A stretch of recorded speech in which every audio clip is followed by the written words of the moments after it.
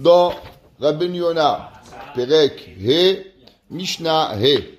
La Mishnah elle avait dit que nos ancêtres, ils ont testé Dieu 10 fois dans le désert. Asara Nisyonot, Nasu Avotenu et Hamakom. On va voir qu'ils ont fait 10 actions de rébellion, littéralement, contre Akadosh Baruch Hu. Alors c'est quoi ces 10 actions? Il dit le Rabbeinu Yona. Asara Nisyonot, Nasu Avotenu et Hamakom Bamidbar. Shnema Vayenasu Oti Ze Eser Pe'amim. C'est pas une Kabbalah, c'est la marqué dans la Torah. Le verset, il dit qu'ils m'ont testé 10 fois. Velo Shamu Bekoli. Et ils n'ont pas écouté la voix de Akadosh Baruch Hu. On va voir que souvent on dit des choses dans notre vie et on pense que c'est rien. Et on va voir que Akadosh Baruch Hu, quelque part, il va nous apprendre cette Mishnah, c'est pas pour dire du Lashon Hara sur le peuple juif, c'est pour nous apprendre comment parler de Akadosh Baruch Hu. La première, Hamebeli Ain Kevarim Bemitzrayim. Au moment où on s'est retrouvé devant, on se remet en contexte. On est sorti d'Égypte. On a Paro derrière nous. On est devant la mer Rouge. On voit la mer, on ne sait pas qu'est-ce qu'on va arriver maintenant. Où, qui, que, quoi, où, quand, comment. Et à ce niveau-là, le peuple juif, il dit à Moshe Rabbeinu, qu'est-ce qu'on est venu faire ici? Il manque des cercueils en Égypte. Dieu dit quoi? T'as pas confiance en moi? Première fois. Ils ont rien fait, ils ont parlé. Des fois, on dit, pourquoi Dieu? Pourquoi tu me fais ça? Waouh, c'est grave. Regarde le peuple juif, il a demandé, il n'y a pas assez de cimetières, de tombeaux en Égypte que tu nous as fait sortir ici. Déjà, Kadosh Baruch Hu, il a fait ressentir cela comme une rébellion. Deuxième. Vaïlonu ha'am al Moshe les morts. Man ishte venas anes, shetziva Kadosh Baruch Hu, les Moshe la shir etz b'mayim amarim. Deuxième. On est 3 jours après l'ouverture de la mer Rouge. Donc on est le 24 Nissan 2448. Et là on arrive et on est assoiffé et on n'a pas d'eau. Et là on demande à Moshe Rabbeinu, il n'y a pas d'eau, qu'est-ce qu'on va boire? Et le peuple juif, il avait le droit de demander de l'eau. Mais il n'avait pas la façon de demander de l'eau. Et Akadosh Baruch Hu, il va prendre ça comme une rébellion. Pourquoi vous n'avez pas demandé gentiment? Il n'y a pas d'eau, on demande, Moshe Rabbeinu. Akadosh Baruch Hu va faire un miracle. Quel miracle? Il va y avoir de l'eau amère, de l'eau salée. Et Moshe Rabbeinu va demander qu'on jette un bout de bois. Dieu va demander qu'on prend un bout de bois qui était salé dans de l'eau salée. Il va faire un miracle. Ouais, Kisham Sam Lo Hokomishpat. C'est dans la ville de Mara. À la ville de Mara, c'est là-bas qu'il va avoir le miracle. Moshe Neema, Vaitzak Hashem, Valo Yoru Hashem al Etz. Ouais, chez Oto Etz, Ardefuni Haya.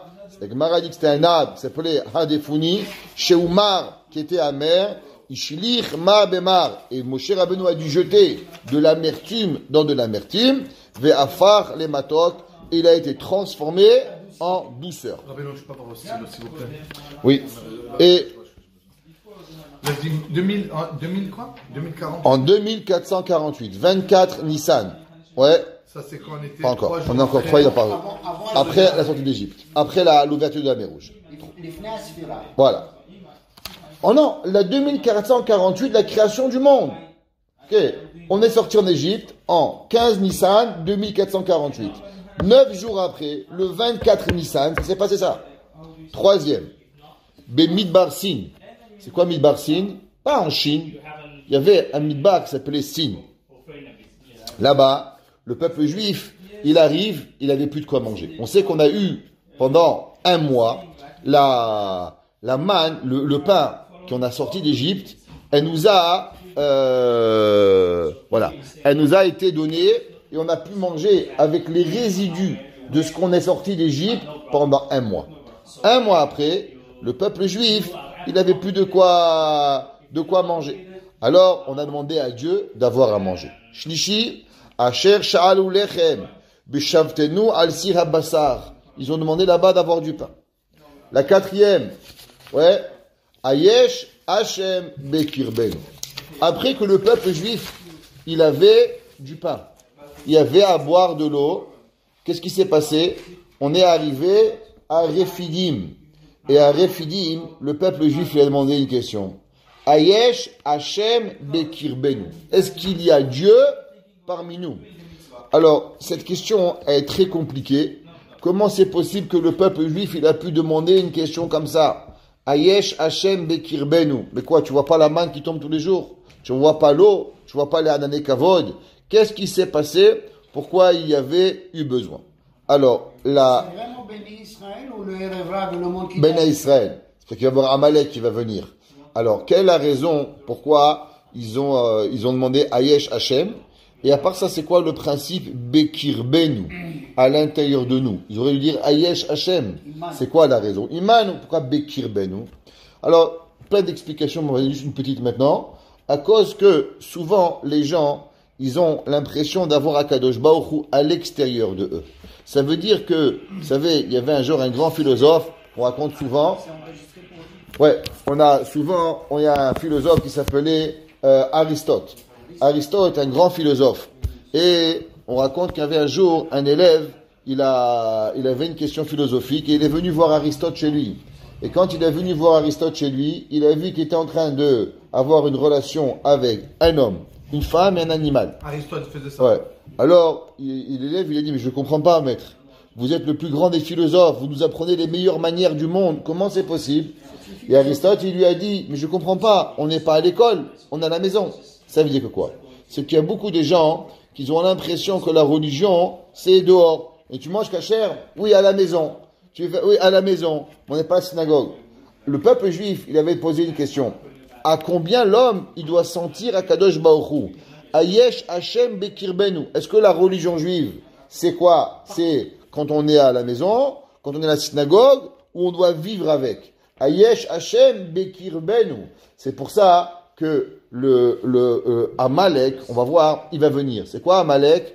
Amalek, il vient, il s'appelle aussi Asher Karcha. Asher, ça vient aussi du mot Keri. Le pasuk qui dit, que quoi? Que quand l'homme, il prend Dieu pour venir chez Dieu comme de passage. Ouais? Si tu penses que Dieu est de passage avec toi, alors Amalek, il va venir.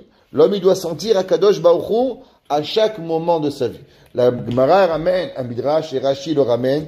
Et de là, la théorie freudienne va naître de ce qu'on appelle freudienne, de Freud. Tu connais pas c'est qui Freud? Le plus grand, celui qui a inventé la psychanalyse au XXe siècle. Fin du 19e, début du 20e. Excusez-moi, parce que moi j'ai... Ok, pas de problème. Alors, la théorie freudienne du totem du père qui a été inventée par Freud a été sortie de ce rage. Que quoi? Machal et Adam. Le Midrash dit une allégorie. Machal et Adam shemolich beno al ketefo. Un homme, il a son fils sur ses épaules. Et généralement, c'est ce qui arrive, la vie moderne, on prend, on s'occupe, on donne. Mais au fur et à mesure qu'on donne et qu'on s'occupe, les gens, ils oublient d'où il vient le bonheur. Les gens oublient d'où ça vient ce qu'ils reçoivent. Ouais, ben da'at v'omer reitem aya, ben da'at v'omer reitem abba. Qu'est-ce qui se passe? Et d'un coup, l'enfant, il demande, il dit, t'as vu mon père? Quoi, t'as vu mon père? Je te prends, je te donne à manger, je te bois, je te nourris. Tu viens et tu demandes où est ton père. Rachidi, l'enfant, il demande, papa, le jouet. Papa, donne-moi. Papa. L'enfant, il est avec le père du matin au soir. Et un beau jour, il se pose la question, où il est mon père? Ouais. Qu'est-ce qu'il fait? Ma'asa aviv.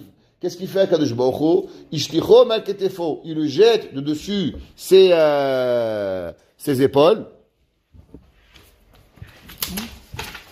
Non, vous n'êtes pas dans le bon. Oui, ici. Voilà. Hazak. Alors, pardon, c'est moi qui me suis trompé. Il jette de ses épaules. Car HaKadosh Baruch Hu. Et qu'est-ce qu'il a fait? Et de moment où il jette, Car HaKadosh Baruch Hu. Ayanosé otam akanfene sharim. Dieu, il est porté sur les ailes, sur les on appelle ça, les ailes des aigles, mais c'était les Anané Kavod. Et Shoalim, Ayesh Hashem Bekirbenu. Ils ont demandé, est-ce qu'il y a Dieu parmi nous? Mais Dieu s'occupe de toi à chaque moment de ta vie. Maasa, Evi Aleem Amalek. Il leur a envoyé Amalek. Le Midrash dit que pareil à Kajboku, qu'est-ce qu'il fait? Il jette par terre, après il y a un chien qui vient, et le chien, il aboie, et l'enfant il crie papa, et Akadosh Baruch Hu, il regarde. De là, on voit qu'Amalek, il y a un chien. C'est pas pour rien que les nazis, qu'est-ce qu'ils avaient dans les mains toujours? Ils avaient des chiens. Parce que les Amalek, il est toujours avec ce chien. Et ça, c'est la façon que l'homme, il doit vivre. C'est là que Freud, il a inventé ce qu'on appelle le totem du père. D'où est-ce qu'un homme, il doit se rappeler du père. C'est quoi le père? Le père, c'est ce que la personne ressent à chaque moment de sa vie. Et l'homme, il oublie qu'il a un père. l'homme il oublie, Béhémet, quelqu'un qui s'occupait. Qu'est-ce qu'il avait mon père pour moi? Pour ton père, t'as nourri, s'occupait de toi, t'étais à l'hôpital, il t'a amené, te ramené. Comment tu peux dire qu'est-ce qu'il a fait mon père pour toi? C'est que l'homme, les principes de base de la vie, ce qu'on appelle le rov touv, le trop de bon, nous fait même oublier les principes minimales de vie. Et ça, c'est la quatrième épreuve qu'on a eue, c'est de pas ou de oublier à combien Akadosh Baruch Hu, il s'occupait de notre vie dans le détail. La cinquième. En écoutant tout ça, c'est un peu bizarre. Ils viennent de sortir. C'est pas après 100, 200, 1000 ans. On parle ici de quelques jours. Ça, c'est l'inverse. Ils ont oublié les miracles. Ça, c'est la plus grande preuve. C'est pour ça que le Rambam, il dit que les miracles n'ont jamais rendu personne de bonne personne. Ça n'existe pas. Un miracle ne rend pas des personnes bonnes. Le Rambam, il dit, comment on a cru à Dieu? Pas avec les miracles. Parce que, non, le don de la Torah. Pourquoi? Les miracles ne font jamais changer personne. Prends un gars, il roule en voiture, Dieu préserve, il a un accident de voiture, il fait 14 tonneaux, il est sauvé. Tu crois qu'il va venir à la synagogue, il va dire, 2 jours plus tard, il repart. Mais comment? Si c'est un miracle. Les miracles ne transforment pas les gens. La seule chose qui transforme les gens, c'est l'étude de la Torah. C'est pour ça que la seule façon qu'on a cru en Dieu, c'est seulement à travers le don de la Torah. Le Rambam dit que l'Ohéminu Hashem, l'Ohéminu Am Israël HaKadosh Baruch Hu, ils n'ont pas cru Dieu seulement au moment du don de la Torah. Avant, la Torah s'appelle Emuna Sheyesh Badofi. C'est une croyance. Pourquoi? Un miracle, peut-être oui, peut-être non. Tout est possible. Il n'y a jamais un homme qui fait teshuva grâce au miracle. Oubliez. Celui qui vient pas à la yeshiva, qui vient pas étudier, au collège, c'est pas grave. Il va pas changer. Les miracles ne font pas changer. Pourquoi Dieu, il fait pas des miracles? Parce que Dieu pourrait te faire 1 million de miracles. Si tu veux pas changer, tu vas pas changer. Il prie sur les tzadikim. Ah, il va me donner, Mais tu pries, mais toi, tu dois faire toi. Chazak. Il va pas te donner la bénédiction. Le sadique, il peut seulement te donner la bénédiction parce qu'il voit que tu fais de l'effort, il peut aller chez Hachem. On dit voilà, ce que mon fils y fait. Hazak. Achamishi. La cinquième. On en a fait 4e. Maintenant, la 5e, qu'est-ce qu'on a fait? Le 4e était quoi, alors? Amalek. Est-ce qu'on a Dieu parmi nous? La 5e, qu'ils ont, Akadosh Baruch Hu, il a demandé une mitzvah. Quelle mitzvah? Que on devait faire attention que la manne, elle, ne soit consommée tous les jours. Avoir une totale confiance en Dieu. C'était un grand niveau de sainteté, un grand niveau de confiance envers Dieu. C'est que tous les soirs, tu devais avoir le congélateur vide. C'est-à-dire, nous, on va dormir. Dans le congélateur, on a du poulet, de la viande, du poisson, on a des boîtes, on a des pâtes. C'est pas vide. Imaginez-vous, tous les jours, vous allez dormir et vous n'y a plus rien à la maison. C'est un grand niveau qu'il n'y a pas où acheter. Et tu dois avoir la émouna que Dieu, demain, va demander et te ramener la manne. Hachem avait demandé qu'on devait arriver dans le désert avec un niveau de bitachon total, qu'on a confiance en Akadosh Baruch Hu. Et le peuple juif, ils ont désobéi à Dieu et ils ont gardé de la manne le dimanche pour lundi. Ça veut dire qu'ils n'ont pas eu cette émouna. Hachem était un peu fâché. Baba Salé, on raconte que tous les soirs avant de dormir, il vidait toutes ses poches. Il ne gardait dans ses poches pas un sou. Il dit à Kadosh Baruch Hu, le Rav de Brisk, il disait que lui, il n'est pas au niveau et que lui le fait une fois par mois. La veille de Rosh Chodesh, il allait à la banque, il dit combien j'ai dans la banque? 100 euros, 2000 euros, il les prenait, il distribuait à tous les pauvres et il commençait le mois avec $0. La Emouna pour avoir. Il dit à Kadosh Baruch Hu, le niveau de Emouna, dans le désert, le peuple juif, tous les soirs, il finissait de manger, il n'y a plus à manger. Tu dois attendre demain matin avec ta nouvelle portion de manger. Kadosh Baruch Hu dit, va y arriver, je t'ai affamé. Parce que dormir sans avoir le frigidaire plein, c'est être affamé. Mais c'était une des épreuves que Dieu a demandé au peuple juif et que le peuple juif, à un moment, à une fois, ils ont désobéi à Dieu. À Dieu, 6e, Birfidim, Lohaya Maïm la Eda. Ouais. Alors, à la 6e, ils ont pas eu d'eau, Béhémet. Et là-bas, on va avoir que Akadosh Baruch Hu va donner de l'eau qui va arriver. Ok? Nire ki'u mone masao meriva bekra beshanim beshnaim vezeu nisan harevi'i vashishi. Avatzirchim. Ashvi'i bechorev. C'est quoi le 7e? Quand on est arrivé à Chorev, on a fait le veau d'or. On a désobéi Dieu 40 jours après avoir reçu la Torah, Hachem a dit Anochi Hachem, lo yelecha Elohim acherim, vous n'aurez pas un autre Dieu, vous ne pourrez pas faire des idoles. Et on a fait des idoles. C'est marqué Vaikala mal Aaron. Ouais, comment comprendre cela? C'est très difficile. Comment arriver? Le Nachmanide, il dit qu'ils n'ont jamais voulu faire d'Avodazara. Ils ont voulu faire une figurine qui était représentative de Dieu. Mais quelque part, ils ont transgressé aussi une des interdits de la Torah, de donner une figurine à une image divine qui était interdite. C'est comme ça que le Ramban il apprend. Comment tu peux donner une figurine à quelque chose que tu n'as jamais vu? Alors, bonne question. Alors, Hachamim, ils nous disent qu'ils ont oui vu. Ils ont oui vu. Pourquoi? C'est marqué à l'ouverture de la mer Rouge. Ra'a shifra halayam ma shelo ra'a Yecheskel ben Bouzi. L'un des plus grands prophètes que nous avons eu, qui a expliqué toute la Kabbale, qui s'appelle la Merkava. La Merkava, c'est ce qu'on appelle le sous-trône de Dieu. Ça s'appelle la Merkava. Et Yecheskel Hanavi, il a prophétisé et il a expliqué, il a imagé ce qu'on appelle la Merkava. Le trône céleste d'Akadosh Baruch Hu. Il s'appelle, en langage commun, Kiseh HaKavod. Leur traduction, on pourrait dire plutôt chrétienne judéo, le trône d'honneur. D'accord? Alors, Hazak. Dans la Merkava, ça s'appelle 36. Dans la véritable traduction, Kiseh HaKavod kabbalistique, c'est pas Milachon siège, c'est Milachon recouvert. C'est ce qui recouvre la gloire de Dieu. Kiseh HaKavod. Milachon mechasé. Quelque chose qui recouvre derrière cela. Si on pourrait voir, on verrait Dieu. Vous vous rappelez, on avait parlé au début du Or Ensof, de la lumière infinie. Cette lumière infinie, elle est recouverte à travers cette gloire de Dieu qui s'appelle le char céleste. Donc on appelle ça souvent Kiseh HaKavod, le trône, mais c'est pas une vraie traduction. La véritable traduction, c'est la couverture de la gloire de Akadosh Baruch Hu.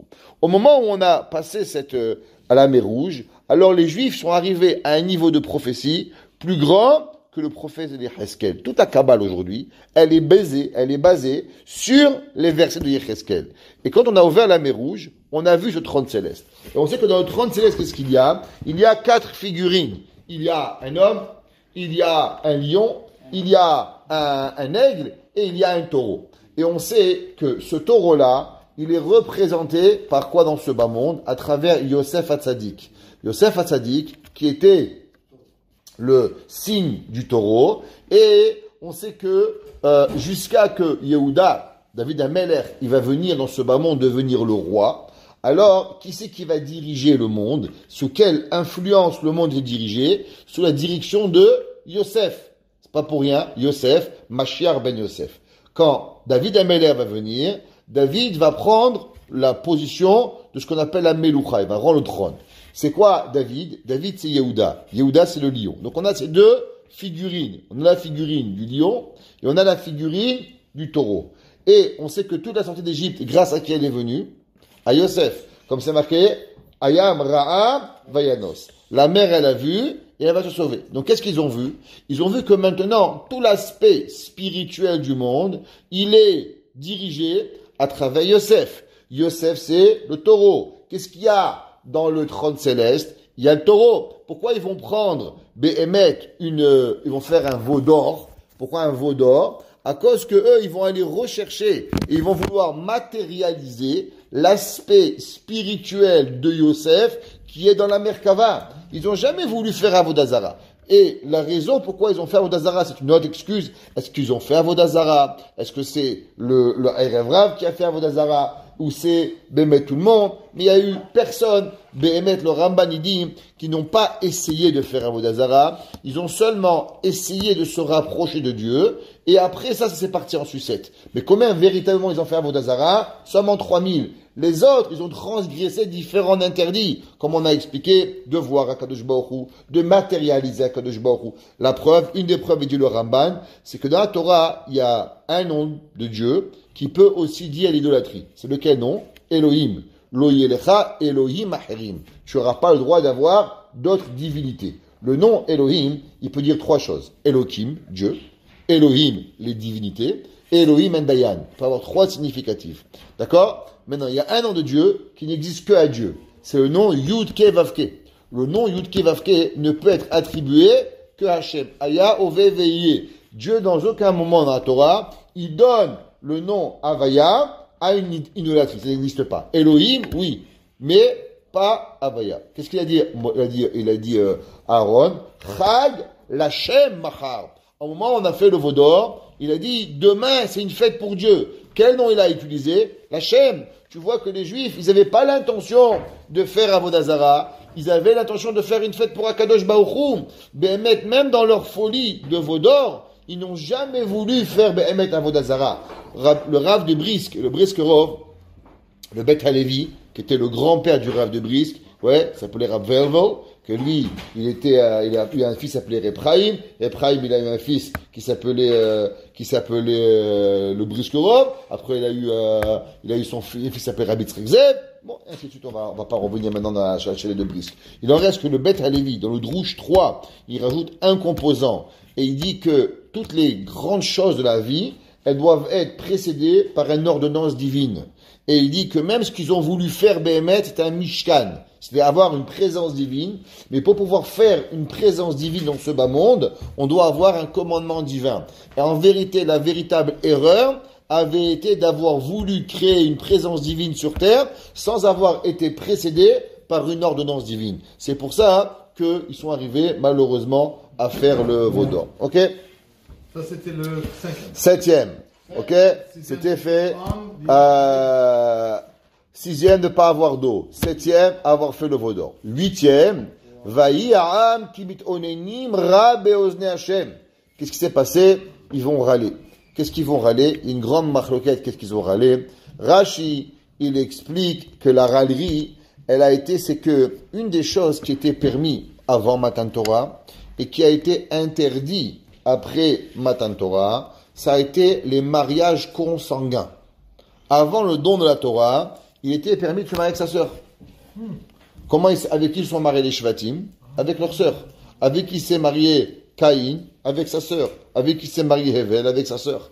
Avant la Torah, tous les mariages consanguins étaient permis. Pourquoi? La Torah dit Olam Chesed Yibane. Un des grands bontés de Dieu, que Dieu l'avait permis les mariages consanguins. Après le don de la Torah, une des choses drastiques qui s'est passée, ça a été l'interdiction des mariages consanguins.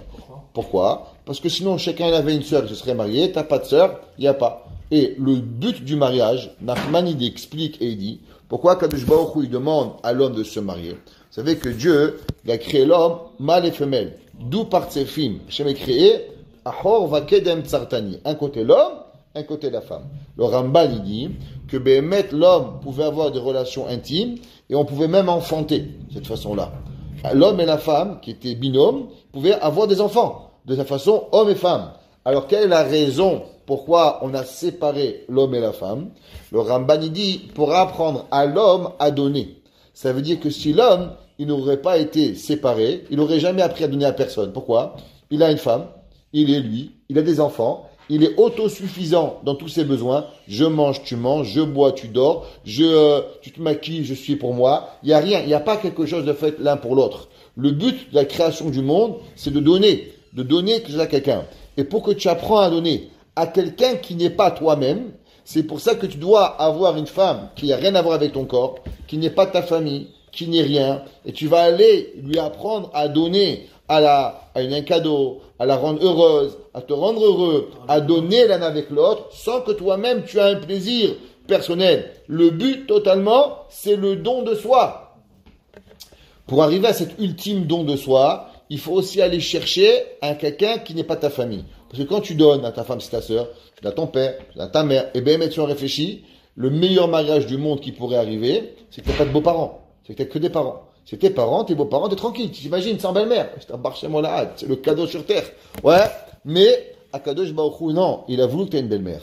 Akadosh Baruch Hu, il a voulu que t'aies un beau-père. Pourquoi? Parce qu'il est casse-pied. Elle est casse-pied, c'est vrai. Mais, ça fait partie de la vie. D'apprendre à casser ses midotes. Ça fait partie de sa vie à être gentil, à être poli, à donner à quelqu'un qu'un bémet, il n'est pas de toi-même. Et ça, le moment où le peuple juif, il a écouté d'après Rashi, Vaï, Ha'am, Kimit Onim, Bochelim, Mishpechotav. Rashi dit qu'est-ce qu'il a fait? Ils ont pleuré parce qu'ils ont compris que maintenant, ils vont devoir donner quelque chose qui est dur. Qui est quoi? Qui est avoir un beau-père et une belle-mère. Bon, la vérité, je comprends pourquoi ils ont pleuré, mais quand même, la Torah, elle leur a dit qu'ils auraient pas dû pleurer. Juste essayer de calmer la belle-mère, ça aurait été suffisant.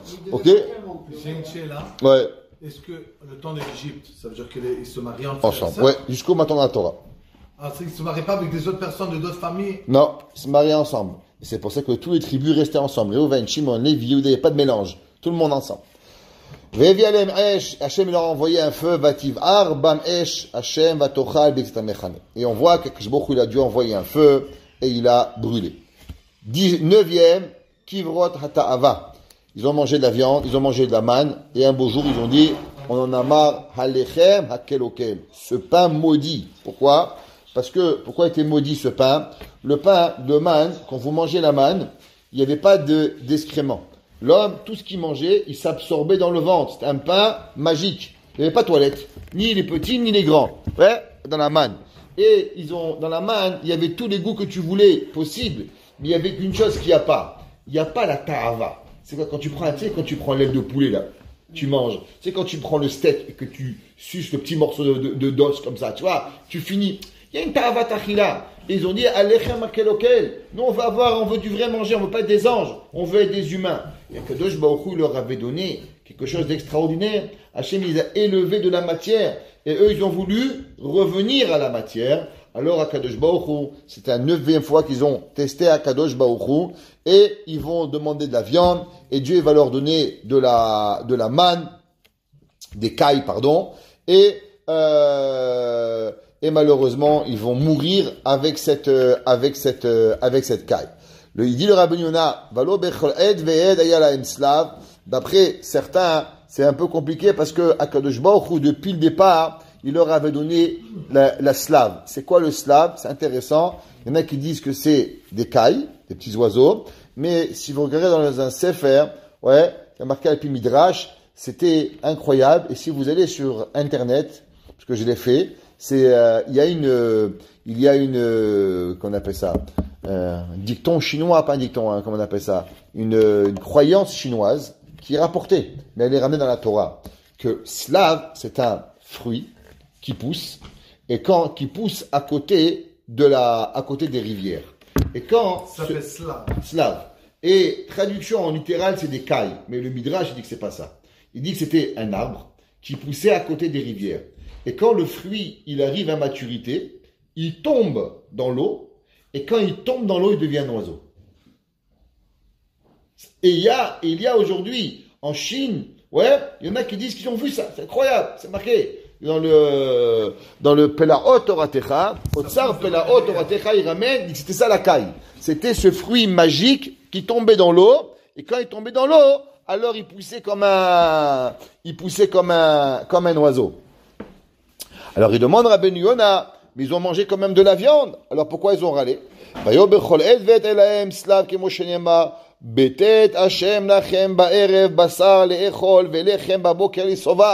dit pourquoi ils ont demandé de la viande? Mais tous les matins Dieu leur donnait de la viande et tous les soirs il donnait du pain. C'est dans la Torah. Et de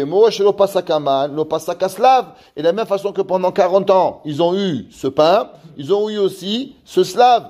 Et là, chez Bikshu Basar Ba'erev Lisboa, Kemo Shayah Lahem Alechem. Il dit à Ben Yonah, c'est encore pire. Il dit à Ben Yonah, c'est qu'ils avaient le slave. Mais ils avaient le slave que pour le matin. Et eux, ils ont voulu avoir la viande le matin et le soir. Ve'alze amar Moshe Rabbeinu, Atson ou Baka Ishachet Lahem ou Matzalahem. Ils ont qu'à tuer tous les moutons et les vaches qu'ils ont. Qu'est-ce qu'ils ont? Amar Moshe Rabbeinu, Lifnei Kadosh Baruch Hu, Basar Arbe Yesh Lahem. Ils ont beaucoup de viande. Bikashtem Mero'a Levavamhim. En vérité, ce qu'ils cherchent, c'est pas la viande. Ce qu'ils cherchent, c'est ce qu'ils ont pas. Quand un homme, il crie parce qu'il n'a pas quelque chose, tu peux pas remplir son cœur. Un homme qui a la demande d'acheter, le Mirtav Meliaou, il dit, quelle différence il y a entre un juif et un goy? Un juif, il peut aussi avoir, mais son cœur, il se remplit. C'est quoi le goy? Le goy, il est seulement intéressé à avoir ce qu'il y a dehors. Pourquoi il s'appelle goy? Il s'appelle Edom. C'est quoi la lettre de Edom?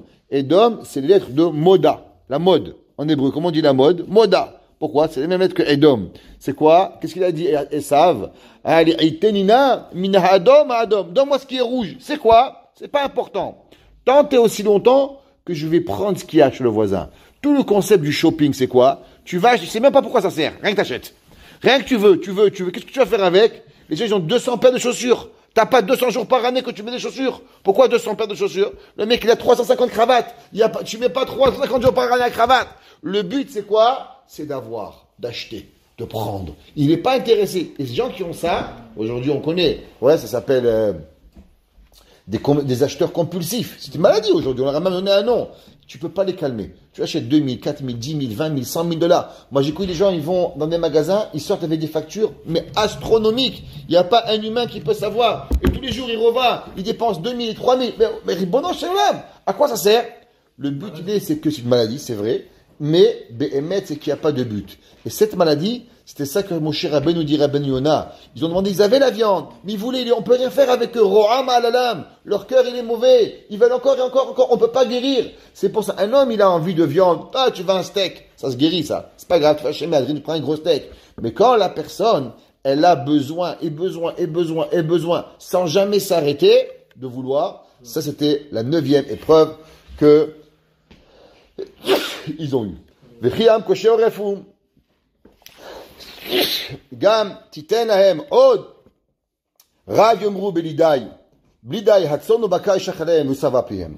Il a dit, même si tu vas leur donner tous les moutons, merci, que tu pourras dans la vie, ça va jamais suffire. Pourquoi? À cause qu'ils sont pas intéressés à remplir leur cœur. Ils sont intéressés seulement à avoir. Amalakush bochum ayad Hashem tiktsar. Il dit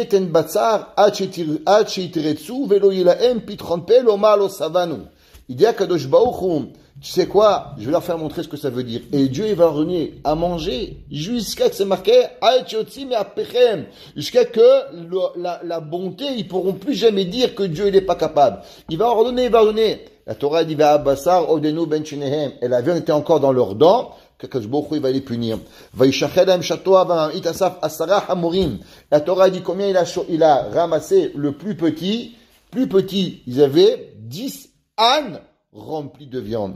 Velo yachol echol, car ou pshat hapasuk. Nimtset omer kilo chata Moshe bidvarav. De là, on apprend que Moshe Rabbeinu, il a pas appris comme ça. Le 10e, Bemidbar Paran, Shechalchou Amirayim. La 2e, c'est qu'ils ont envoyé les messagers. Rashi dit, dans le Parashat Devarim, Perek Aleph, il dit Rashi, quelle a été la faute des Meraglim? Akadosh Baruch Hu n'avait jamais décidé qu'on devait faire la guerre en Israël. On aurait dû arriver en Israël, et Hachem, il aurait envoyé là-bas une petite Maka, Adam, Tzfardéa, Kini, Marov, Deber, ils seraient tous morts. Mais les Juifs, ils ont cru qu'on devait faire la guerre, ils ont pensé que c'était eux qui allaient combattre, c'était eux qui allaient faire, ils ont envoyé des Meraglim, et après ils ont posé la question à Kadosh Baruch Hu. Rachid dit qu'ils ont même dit que les géants étaient plus grands que Dieu, que même à Kadosh Baruch Hu, ils ne pourraient pas. Et ils ont perdu toute leur Emouna. Et dans les Sfarim, on dit, comment on perd la Emouna?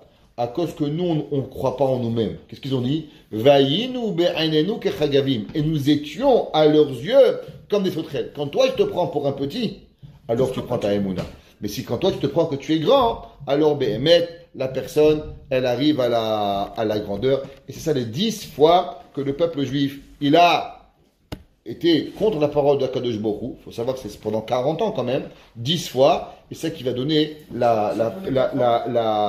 c'est qui va perdre Behemet, que le Ham Israël va rester 40 ans, c'est ça qui va faire que le Beth Amikdash, il va être détruit. Et jusqu'à aujourd'hui, on paye encore toutes ces difficultés de ces 10 épreuves qu'ils ont éprouvées à Kadosh Baruch Hu en Eretz Israël.